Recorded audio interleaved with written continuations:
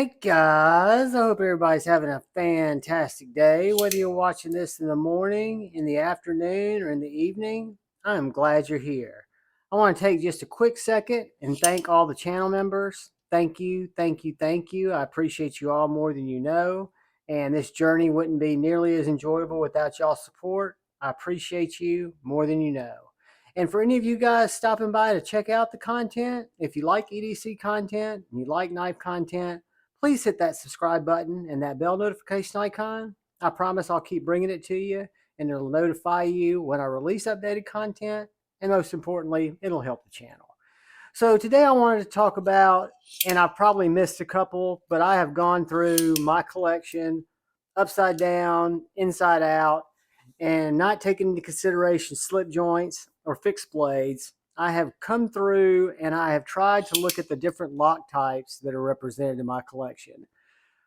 The first is the Riot XOM, and I did not know how to classify this short of a gravity knife that has a little switch lock that locks that blade in place or locks that blade closed. It's an exoskeleton construction, and literally the gravity just pulls that knife out. Your handle keeps it shut, or you can let the blade slide back in. Your handle keeps it shut, and then you can slide the little lock. You can then put it in your pocket, or if you want to lock it open, you can lock it open. So the first lock, which I don't really know how to call it, I'm going to call it the gravity lock, and it's on the Riot XOM. So moving on, we come up to a lock that is similar to a frame lock, but a little bit different. This is the God of Mischief, and this is what I call the bolster lock or the concealed frame lock, where you've got this frame acting as the lock, but it works behind this fixed bolster, so you're not getting pressure on the lock bar when you go to deploy it. It just seems to make for a smoother deployment and altogether stronger lockup. I've got several knives that share that same type of lock. This is the Bird's Blade Sweeney, and it has, again, very simple, similar frame lock, but it's concealed behind that micarta pattern, which really keeps your pressure or anything from keeping that lock bar down to a minimal. So coming in second in the lock types that I've been able to identify, and guys, if I've missed any, I might not have them in my collection, but please correct me down below. Let me know what I've left out. But this is, and that was the bolster lock or the concealed frame lock, which brings us to its predecessor. Some people call it the Chris Reeves lock. Some people call it the frame lock. It is a locking system that incorporates the show side or the non-show side, the lock side of the frame, and it allows the frame that's under a little bit of tension to lock in behind the blade tang, which is done at an angle, an opposing angle, to keep the lock bar insert locked in. And I've got it represented on a lot of different knives here, but I wanted to show it on both the Hendra XM18 and also the Vero Axon Mini. You can see the relief is cut out there in the lock bar to allow it to move out, but when the lock bar is allowed to travel, it travels in to where that blade tang is cut, locks up very strong there, and then your hand putting pressure on the blade only goes to further strengthen that lock. So coming in right there at number 4 would be our OG frame lock. Now we'll get into a couple of Spyderco locks, which might throw us off just a little bit. Most people think of Spydercos and compression locks, and let's start with the compression lock. So whether you look at a Para 3, a Paramilitary 2, a Chaparral, Yojimbo, the Spyderco compression lock is a fantastic locking system. Basically what it does, it incorporates a liner lock that when the blade opens, it travels into place here. And then you've got this little mill out that allows you to press that compression lock over, which allows the blade to fall shut. So what it is it's a very fidgety lock system, very much a one-handed lock system, and I think it just works fantastically.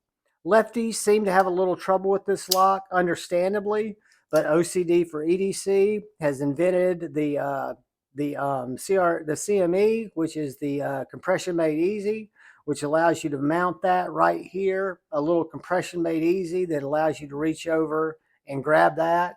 But the compression lock is one of my favorite Spyderco locks.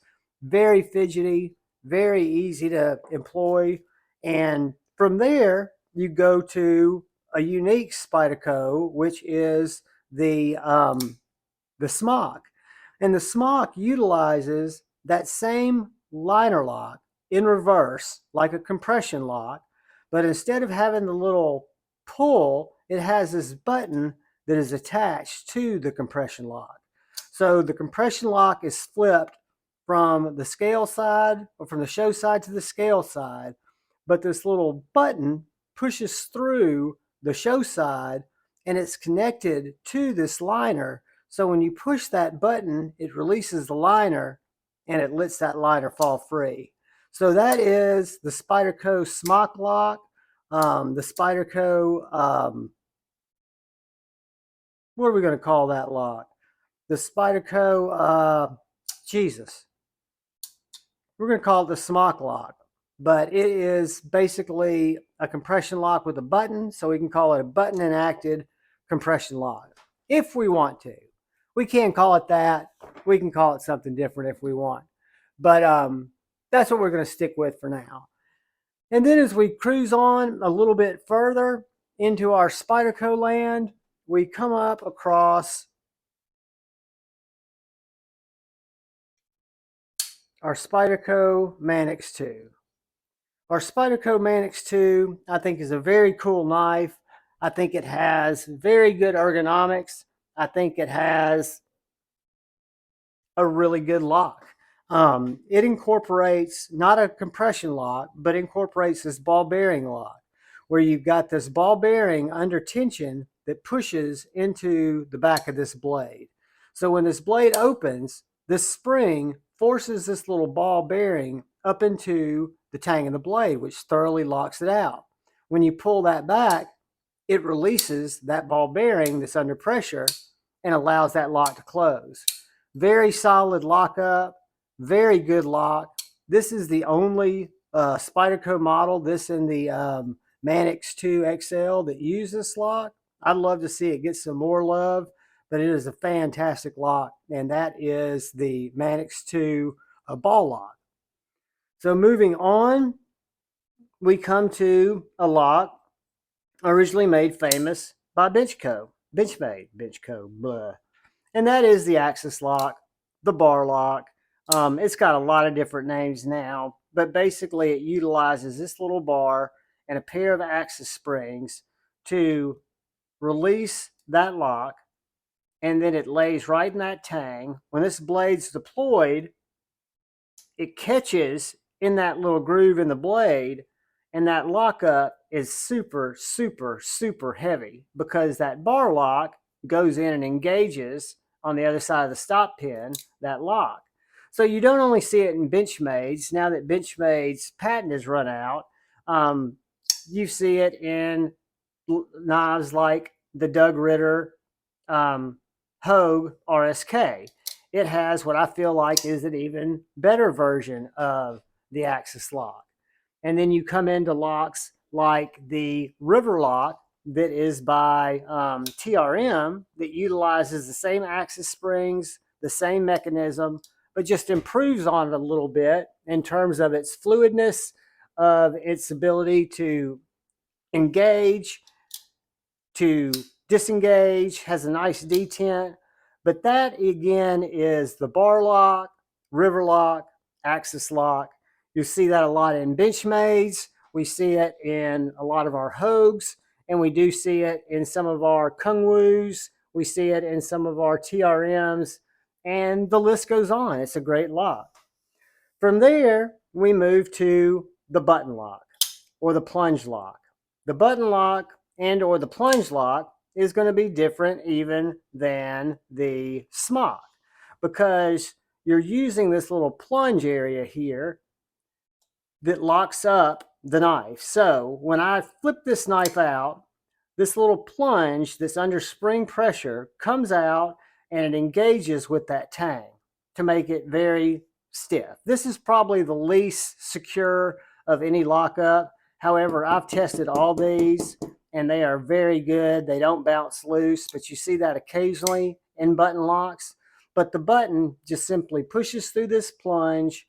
When you depress that button, it releases that blade to free fall and it locks back in under detent.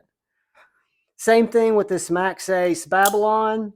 It is the exact same configuration. It has a bigger plunge because it's a bigger blade, but it comes in and locks right where that groove is.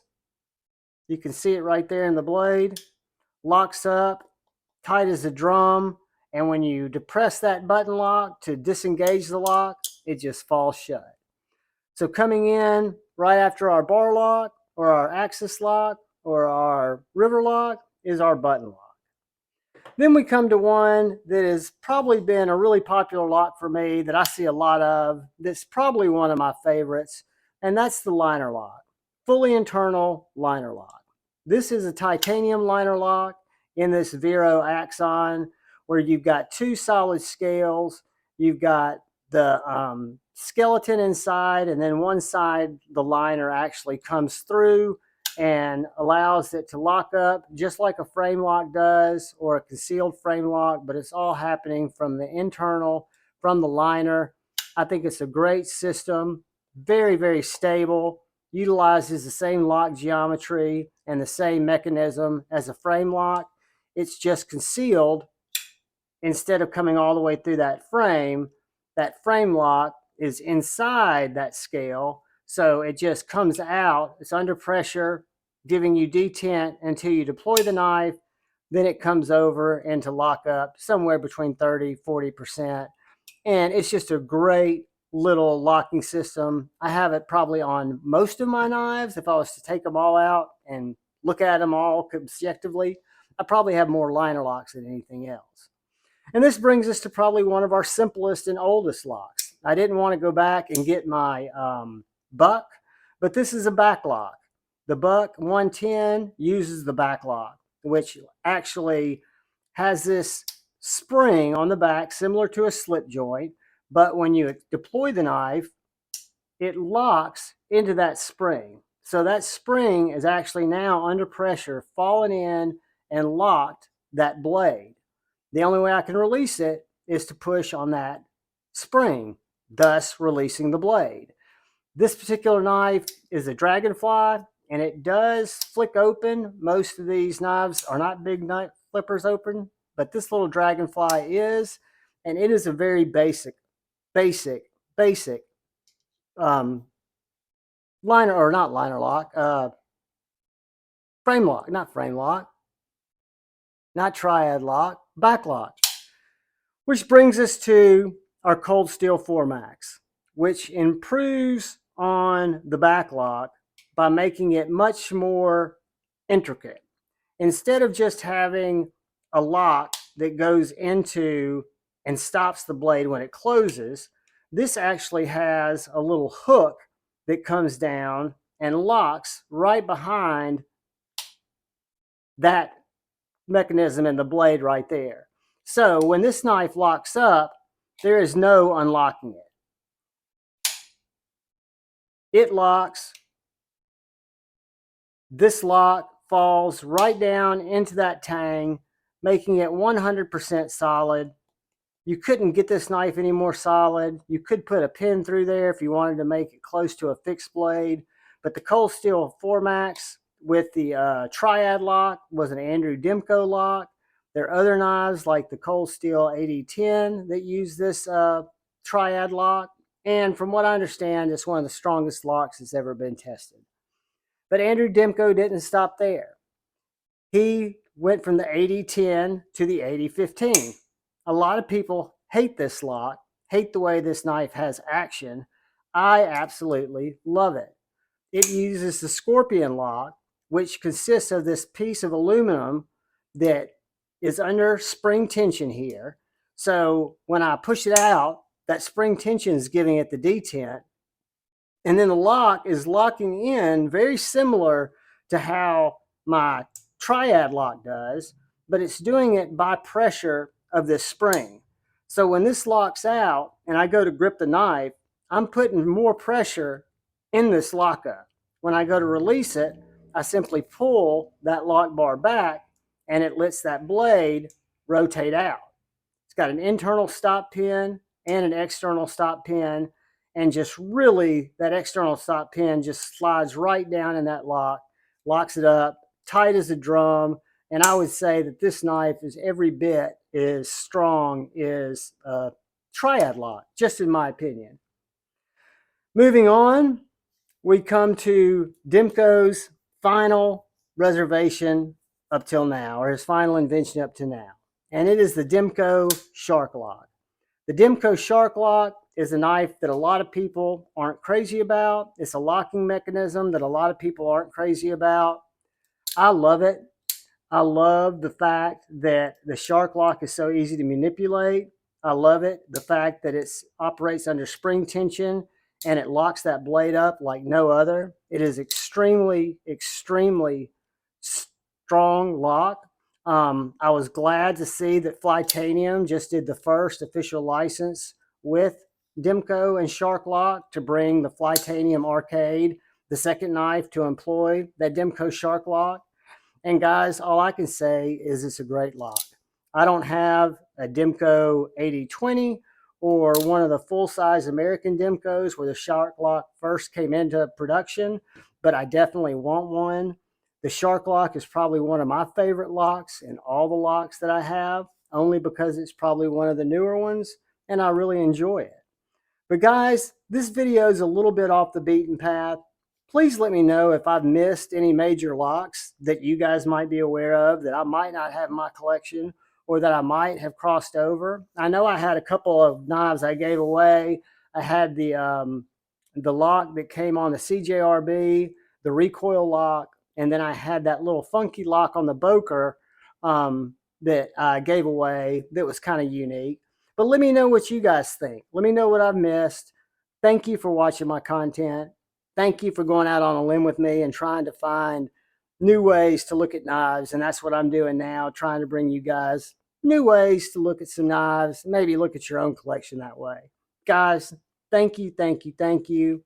I ask that you please look out for your guy or gal to your left. Please look out for that guy or gal to your right. Please look out for each other. Go forward with love in your heart. Choose debate, not hate. I love you all. Peace.